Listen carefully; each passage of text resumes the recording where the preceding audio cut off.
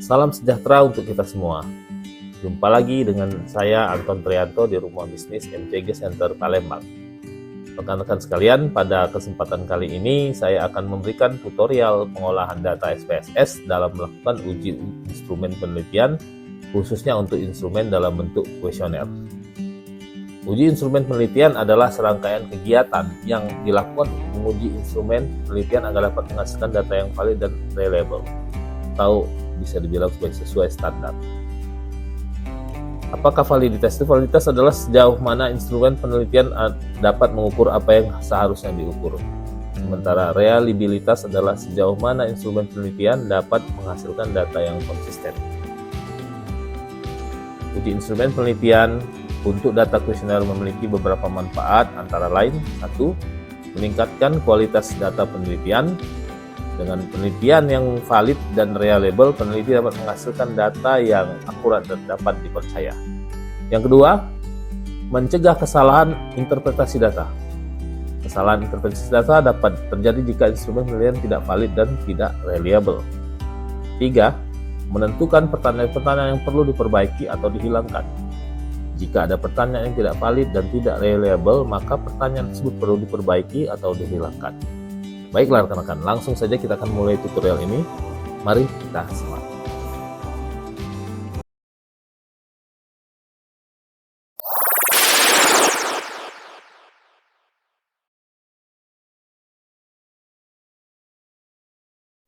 Baiklah rekan-rekan, untuk melakukan uji validitas dan uji reliabilitas pada kuesioner dilakukan dengan ketentuan sebagai berikut. 1. Data dikatakan valid apabila nilai R hitung lebih besar dari nilai R tabel. Nilai R tabel didapatkan dari tabel R statistik, sedangkan nilai R hitung didapatkan dari hasil pengolahan data melalui SPSS. Kedua, reliabilitas dikatakan reliable apabila nilai probability Cronbach alpha pada data output SPSS adalah lebih besar dari 0,60, itu sesuai ketentuannya. Sebagai contoh kasus, terdapat 40 orang responden dengan 3 variabel penelitian, yaitu X1, X2, dan Y pada basis data penelitian kita sebagai berikut. Data yang kita tampilkan. Baik, ini data X1, ini data X2, ini data Y. Kita kembali X1. Ini data X1 yang di sebelah kiri, ini adalah data yang kita langsung rekap dari instrumen. Data ini adalah berupa data skala Likert ya, sesuai dengan respon jawaban dari responden. Seperti yang kita ketahui ya, 5, 4 dan seterusnya, ini adalah data skala Likert.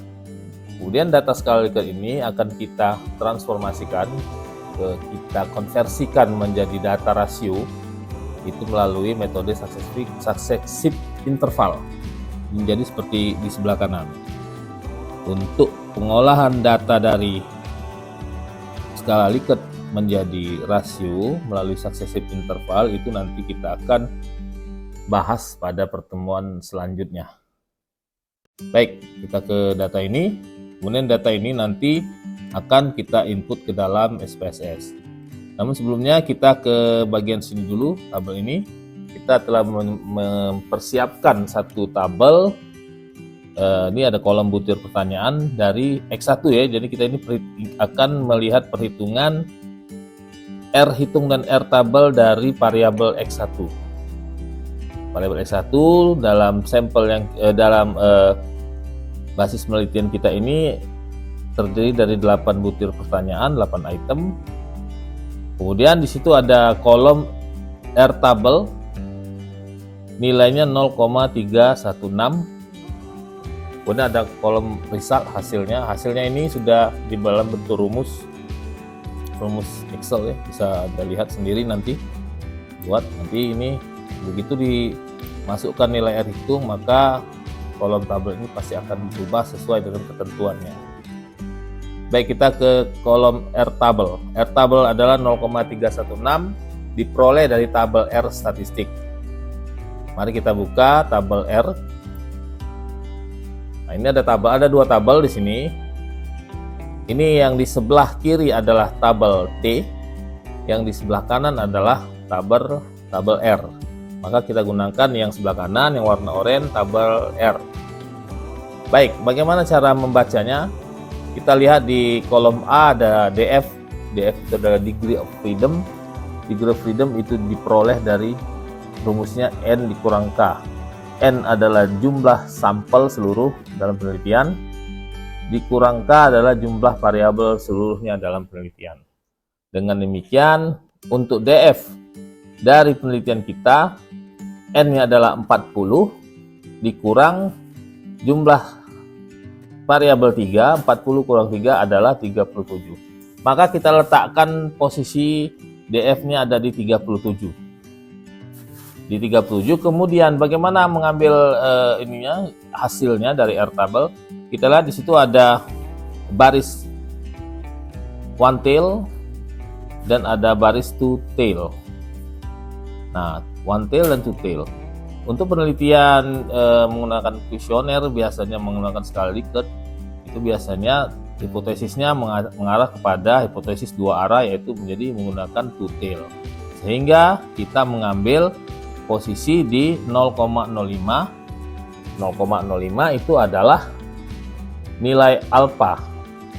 Nilai alfa ya, atau persentasi kesalahan minimum yang bisa ditolerir dalam penelitian ini, yaitu 5%. Maka nilai alfanya 0,05.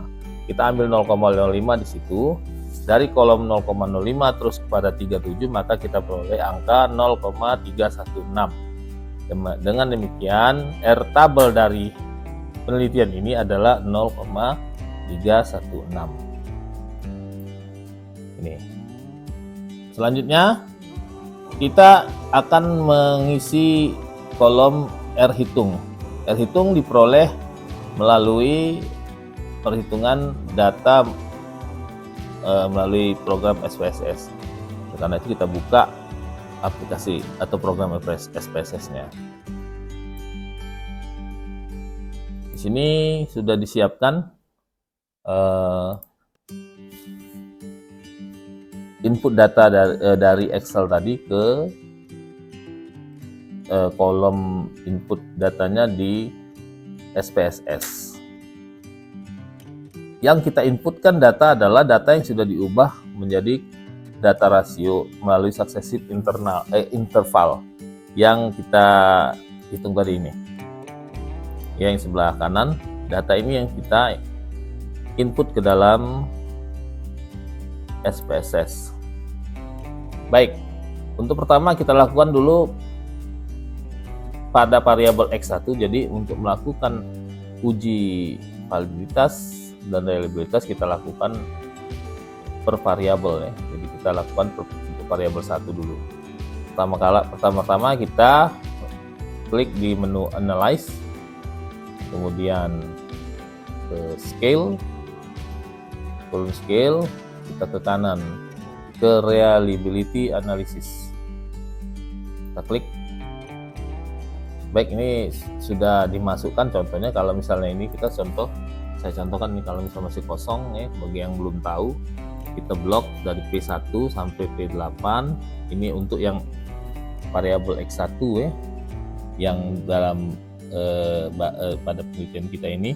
Yang X2 adalah M, kodenya M1 sampai M7. Yang Y itu in 1 sampai butir ke 11, jadi 11 butir. Yang X, P, butirnya sampai 8. Kita blok, kita kemudian masukkan ke dalam item ini. Pastikan di kolom model itu tulisannya alpha, karena di sini ada banyak pilihan. Kita akan menggunakan Cronbach alpha, maka metode Cronbach alpha kita pakai untuk perhitungan uji reliabilitas. Kemudian kita ke kolom statistik, kita klik. Di kolom statistik ini seharusnya kosong ya, misalnya kosong, nanti Anda tentang semua item, scale if item deleted, dan means. Kemudian kita continue, yang lain biarkan, lanjutkan ke OK. Ini output hasil perhitungan dari SPSS setelah muncul. Oke, ini perhitungan reliabilitasnya, kita Cronbach alpha. Kemudian yang kita perlukan untuk perhitungan R hitung dari uji validitas yaitu diambil dari kolom corrected item total correlation yang di sini. Ini kita blok, kemudian kita copy, pindahkan ke kolom tadi yang di Excel. Oke, hitungan kita copy dulu di sampingnya, paste, dan kita copy, masukkan ke dalam R hitung, tabel R hitung. Nah, terlihat bahwa di kolom result terlihat bahwa butir pertanyaan untuk variabel X1 itu butir 1 sampai 5 itu dinyatakan valid, butir 6, 7, 8 dinyatakan tidak valid.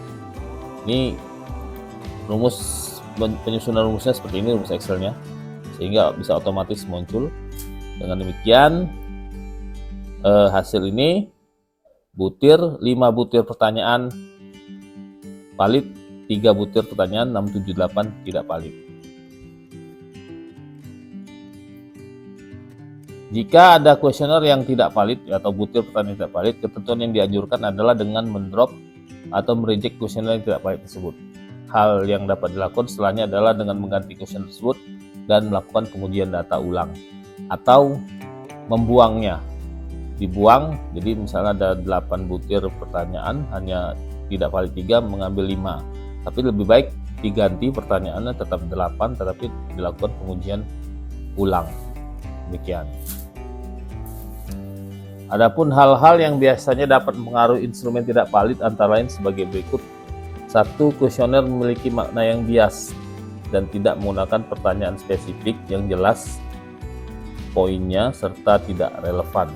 Contoh, misalnya saya selalu sepenuh hati dalam menjalankan pekerjaan saya, atau saya siap berkontribusi lebih banyak terhadap kesuksesan organisasi ini. Ini adalah contoh-contoh pertanyaan yang mungkin memiliki makna bias ya. Dalam kuesioner, hindari membuat pertanyaan dalam kuesioner dengan makna-makna yang bias dan tidak spesifik. Contohnya satu lagi, saya selalu berhasil memenuhi ekspektasi semua orang. Ini contoh-contoh butir pertanyaan yang bermakna bias dan poinnya tidak jelas. Yang kedua, ada kuesioner memiliki makna yang ganda. Misalnya, apakah Anda puas dengan gaji Anda, tugas-tugas yang diberikan kepada Anda, rekan kerja Anda? Ada pertanyaan yang bertumpuk, ya, pertanyaan ganda sehingga menghasilkan makna yang ganda. Hindari membuat item pertanyaan pada kuesioner dalam bentuk seperti ini. Ini contoh lain, sejauh mana Anda berhasil mencapai tujuan pribadi Anda, tujuan tim Anda, atau tujuan organisasi Anda. Ini adalah memiliki makna yang ganda. Maka pertanyaan-pertanyaan seperti ini akan membuat kemungkinan instrumen Anda tidak valid dan tidak reliable. Yang ketiga, dalam satu set data kuesioner memiliki pertanyaan yang sama.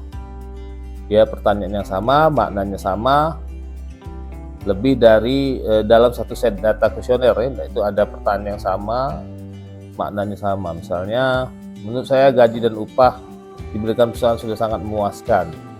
Gaji dan upah itu sama. Kemudian ada pertanyaan lain, kompensasi yang diberikan sangat layak untuk semua karyawan. Itu termasuk juga gaji dan upah kompensasi. Jadi ini benar-benar harus spesifik. Dalam membuat pertanyaan kuesioner, poin pertanyaannya harus spesifik dan tidak bias serta tidak ganda. Baik, selanjutnya kita lakukan hal yang sama pada variabel X2 ya. Variabel X2 ini kodenya M. Kode butir pertanyaannya M1, M2, M3 dan seterusnya sampai M7. Kita juga melakukan konversi data dari skala menjadi rasio dengan successive interval tadi. Tetap kita lakukan seperti itu. Kemudian diinput ke dalam SPSS. Kita juga sama akan menghitung R hitung ya, untuk mengetahui apakah valid atau tidak butir-butir pertanyaan dari variabel X2. Sama, nilai R tabelnya tetap sama karena R tabel itu nilainya 1 untuk 1. instrumen ya. Jadi kita sudah hitung dari 0,316. Nah, kita ke aplikasi SPSS nya. Baik, di aplikasi SPSS kita akan lakukan hal yang sama seperti kita lakukan pada variabel X1. Kita pergi ke menu Analyze, kemudian Scale, kemudian Reliability Analysis. Ini kita kosongkan tadi, kita blok, kita keluarkan P1, kita masukkan yang M, butir-butir dari MX2, M1 sampai M7. Masukkan, ini tidak berubah biasanya. Oke, continue, alpha, langsung ke OK. Baik, ini output perhitungan kedua sudah muncul. Ini yang tadi, yang kedua untuk X2. Kita langsung ke bagian corrected item total correlation. Ini kita copy, kita ke tabel Excel tadi, kita pastekan di sini, kita pindahkan, paste. Lihat, nah, untuk variabel X2 seluruh butir pertanyaannya 1 sampai 7 dinyatakan valid. Ya, karena dia R hitung lebih besar dari R tabelnya. Anda bisa cek sendiri seperti yang tadi. Ini lebih besar, semuanya lebih besar, menjadi valid. Nah, jika sudah valid, maka seluruh butir pertanyaan dapat digunakan dalam penelitian ini untuk butir-butir pertanyaan X2. Yang Y juga kita lakukan hal yang sama. Ini ada tabelnya, sudah kita siapkan sama seperti tadi. Datanya sudah kita input di SPSS sama seperti tadi, menggunakan successive interval maksud saya. Kemudian ke Analyze, Scale, Reliability Analysis, kita keluarkan yang M, kita masukkan yang kodenya kin untuk variabel Y, kin sampai kin 11. Masukkan, statistiknya tidak berubah, ini kolom statistik, modelnya alpha, kita langsung OK. Perhitungan selanjutnya sudah muncul, kita langsung ke corrected item total correlation untuk variabel Y. Ini klik 2 kali, jangan lupa klik 2 kali untuk membloknya. Blok, klik kanan, copy, pindahkan ke Excel, paste, kemudian pindahkan lagi ke sini. Semuanya valid hasilnya, ya. Jadi yang untuk butir Y, 12 butir pertanyaan untuk variabel Y itu dinyatakan semuanya valid karena R hitung lebih besar dari R tabel. Demikian ini uji validitas telah kita lakukan, ya, untuk X1, X2 dan Y. Baik, kita lanjutkan untuk penilaian uji reliabilitas. Ini kita sudah buat juga tabel di Excel tadi untuk uji reliabilitas. Uji reliabilitas kita menggunakan metode Cronbach Alpha. Perhitungannya juga menggunakan program SPSS. Seperti yang sudah dijelaskan bahwa kriterianya adalah nilai Cronbach Alpha 0,60. Jadi dinyatakan reliable apabila dia berada di atas nilai 0,60. Nah, perhitungan Cronbach Alpha untuk reliabilitas ini sudah kita lakukan tadi, ya, dan prosedur yang sama seperti yang validitas tadi, dan di output sudah ada hasilnya dengan menggunakan cara yang sama ini. Maka ini dari output ini sudah hasil nilai Cronbach Alpha sudah ditampilkan. Nah, kalau tadi kita melihat nilai corrected item total correlation, untuk reliabilitas kita melihat nilai Cronbach Alpha yang ada di sini. Untuk variabel X1 yang di atas sekali, nilai Cronbach Alpha-nya adalah ini 0,693, ya, 0,693. Ya, cukup boleh kita copy,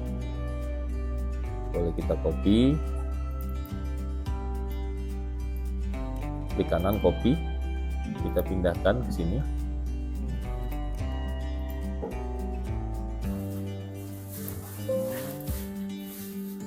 pindahkan di tempat lain dulu. Baik, 0,6, kemudian kita copy lagi. Ya, untuk variabel X1 0,693 lebih besar dari Cronbach alpha 0,60, maka hasilnya adalah reliable. Yang X2 kita kembali kepada output kedua yang setelah kita hitung. Ini untuk X2 Cronbach alpha-nya adalah 0,842. Ini boleh kita klik 2 kali, kemudian di copy,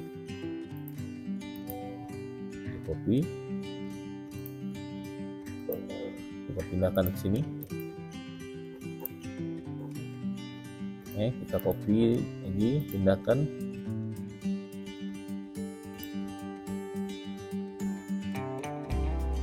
Hasilnya juga reliable karena Cronbach alpha yang dihitung 0,842 lebih besar dari 0,60. Kemudian untuk yang variabel Y yang hasil output ketiga, Cronbach alpha-nya adalah 0,924. Kita bisa copy, kita paste sini, pindahkan lagi. Hasilnya juga reliable karena 0,924 lebih besar dari 0,60. Dengan demikian, hasil uji reliabilitas menyatakan bahwa variabel butir-butir yang dibuat dalam instrumen kuesioner untuk variabel X1, X2, dan Y itu dinyatakan reliable dan dapat diteruskan untuk pengujian selanjutnya. Demikianlah rekan-rekan tutorial uji instrumen dengan SPSS hari ini. Saya ucapkan terima kasih banyak sudah menyaksikan channel ini. Sampai jumpa di lain kesempatan. Saya Anton Trianto, Rumah Bisnis MCG Center Palembang.